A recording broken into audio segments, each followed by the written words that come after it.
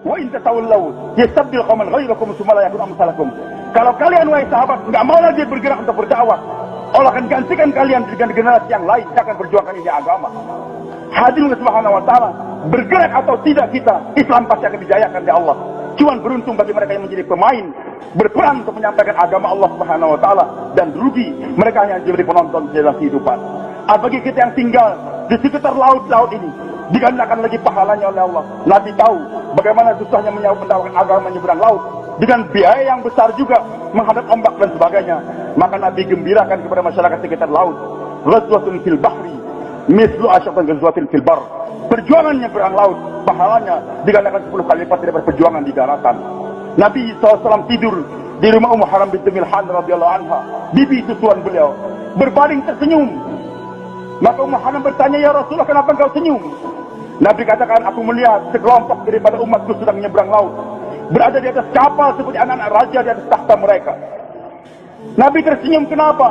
Karena waktu itu perjuangan hanya menyeberang padang pasir di daratan, belum ada yang menyeberang lautan, dan resikonya sangat tinggi. Nah, tapi digambarkan oleh Allah, "Wahai Muhammad, jangan takut. Nanti umatmu yang kemudian akan menyeberang laut untuk membawa ini agama." Maka ketika bermimpi dan mimpi Nabi hak, ketika mimpi adanya umat yang mau menyeberang lautan, Nabi tersenyum. Ummu Haram binti Milhan langsung bertanya, minta, "Ya Rasulullah, doakan agar saya termasuk di antara mereka." Begitu semangatnya itu wanita ingin berjuang menyeberang laut, Nabi katakan, "Anti minhum, engkau termasuk di antara mereka." Tidur lagi, senyum lagi. Ditanya, "Kenapa kau senyum lagi ya Rasulullah?" "Saya mimpi lagi, rombongan yang kedua nyebrang laut lagi untuk menyampaikan agama. Naik kapal, berada di atas tahta, di atas kapal, seperti anak-anak raja di atas tahta mereka. Ya Rasulullah, doakan agar saya termasuk rombongan yang kedua." Nabi katakan, "Tidak, kamu termasuk rombongan yang pertama saja." Hadirin jamaah Jumat yang Allah Subhanahu wa taala, beruntung bapak yang tinggal sekitar laut, mari kita seberangi ke lautan, pergi ke pulau-pulau untuk membawa ini agama, maka kita menjadi pemain yang akan dimuliakan oleh Allah Subhanahu wa taala. Penonton tidak akan mendapatkan trofi, tidak akan mendapatkan mahkota. Pemain akan memegang trofi dan membuat mahkota daripada permata yang disiapkan oleh Allah Subhanahu wa taala. Yaqulu Rasulullah sallallahu alaihi wasallam, "Kullu bani Adam khata' wa khafata'in tawwabun." Setiap anak Adam tentu salah, dan sebaik-baik mereka yang salah, mereka yang mau bertobat kembali pada Allah. Wa in tatawallaw yastabdil qauman ghairakum tsumma la yakunu amsalakum. Kalau kalian wahai sahabat enggak mau lagi bergerak untuk berdakwah, Allah akan gantikan kalian dengan generasi yang lain yang akan berjuangkan ini agama. Hadirin subhanahu wa taala, bergerak atau tidak kita, Islam pasti akan dijayakan oleh Allah. Cuman beruntung bagi mereka yang menjadi pemain, berperan untuk menyampaikan agama Allah Subhanahu wa taala, dan rugi mereka yang menjadi penonton dalam kehidupan. Bagi kita yang tinggal di sekitar laut-laut ini, digandakan lagi pahalanya oleh Allah. Nabi tahu bagaimana susahnya mendakwahkan agama menyeberang laut, dengan biaya yang besar juga, menghadap ombak dan sebagainya. Maka Nabi gembirakan kepada masyarakat sekitar laut, ghazwatun fil bahri mislu asyatan ghazwatin fil bar. Perjuangan menyeberang laut, pahalanya digandakan 10 kali lipat daripada perjuangan di daratan. Nabi SAW tidur di rumah Ummu Haram binti Milhan radhiyallahu anha, bibi susuan beliau, berbaring tersenyum. Maka Ummu Haram bertanya, "Ya Rasulullah, kenapa engkau senyum?" Nabi katakan, "Aku melihat sekelompok daripada umatku sedang menyeberang laut, berada di atas kapal seperti anak-anak raja di atas takhta mereka." Nabi tersenyum, kenapa?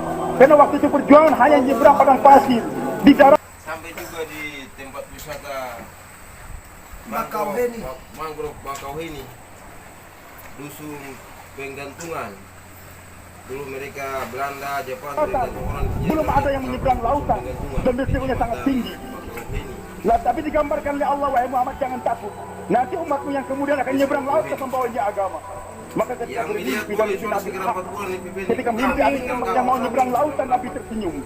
Ummu Haram binti Milhan langsung bertanya, minta, "Ya Rasulullah, doakan agar saya termasuk di antara mereka." saja ya. Pisang-pisang. Itu wanita yang berjuang nyebrang laut. Laburunci. Jangan lari laburunci. Termasuk di antara mereka. Tidur lagi. Bapak Mena, senyum lagi. saya boleh duduk saja di kampung. Ntar boleh jaga Al-Mahaba, Madinah kasih kosong. Kas keluar apa bulan, insya Allah. IPB, duduk di apa saja di kampung. Ntar akan dapat hidayah kalau duduk di kampung saja. Subhanallah. Alhamdulillah. La ilaha illallah. La ilaha illallah. Allahu Akbar. Nah, Insya Allah. Allah. Dan doa penghosaila.